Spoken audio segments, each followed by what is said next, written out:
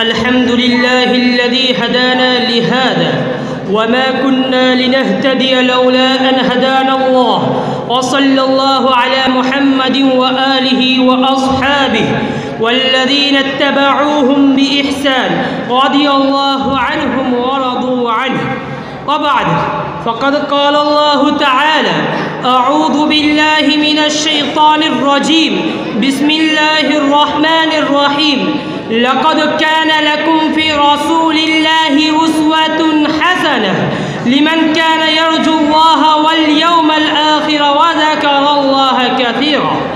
وعن عبد الرحمن بن أبي قراد رضي الله عنه قال: توضأ رسول الله صلى الله عليه وسلم يوما فجعل أصحابه يتمسحون بوضوئه، فقال لهم رسول الله صلى الله عليه وسلم: ما حملكم على هذا؟ قالوا: حب الله ورسوله. فقال رسول الله صلى الله عليه وسلم: من سره أن يحبه الله ورسوله فليصدق حديثه إذا حدث، وليؤدي أمانته إذا اؤتمن، وليحسن جوار من جاوره. إخواني في الله، إن أزكى وأرفع دروس الثقافة الإسلامية بعد هدي القرآني هدي محمد صلى الله عليه وسلم، وما كانت عليه حياته الخاصة والعامة طوال العهد النبوي، فحياة ذلك الرجل الكريم الذي غير مجرى التاريخ وأخرج الناس من ظلمات الكفر والجهل إلى نور العلم والإيمان، فإنه بعد أن يعرف المسلم سيرة ذلك النبي الكريم وما هي عليه من تواضع جم وخلق عظيم وعقل كبير ونفس مؤمنة وإيمان صادق وصبر طويل وحلم واسع ويد سخية ووجه سمح كريم ومحبة للمسلمين وتجاوز عن السيئات، بل إنه بعد أن يعرف المسلم كل هذه الخلال حري به أن يقتدي برسول الله صلى الله عليه وسلم فيما يأتي به ويزل.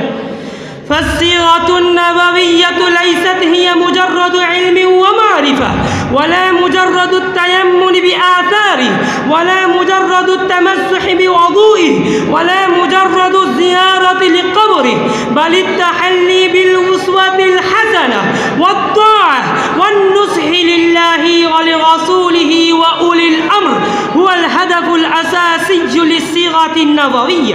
ومن الواجب أن يعلم أن في صيغة النبي الأمين أسوة ونموذج في جميع شؤون الحياة لكل مؤمن يؤمن بالله واليوم الآخر.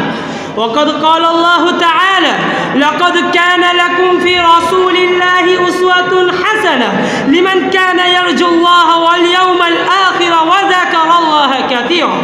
فيا أيها الشبان، أليست لكم أسوة حسنة في الشاب الذي أصلح في قومه وغدا صباحا مبكرا إلى الله في بيته وطار سيته صادقا أمينا في مسقط رأسه؟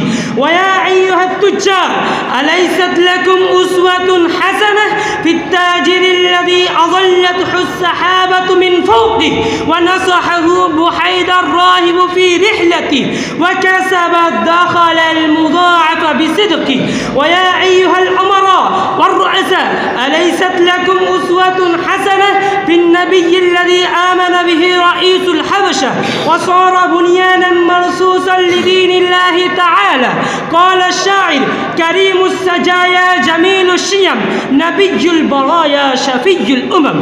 أيها الإخوان والخلان، مما يجب أن يعيه المسلم عن حياة وسيرة ذلك النبي صلى الله عليه وسلم أنه أول رجل دخل تاريخ الإنسانية بالخير العميم منذ أن نزل في الغار أمين السماء جبرائيل بقول الله تعالى: اقرأ باسم ربك الذي خلق، خلق الإنسان من علق، اقرأ وربك الأكرم الذي علم بالقلم، علم الإنسان ما لم يعلم. وفقنا الله وإياكم لما يحب ويرضى. وآخر قولي الله على ما نقول وكيل.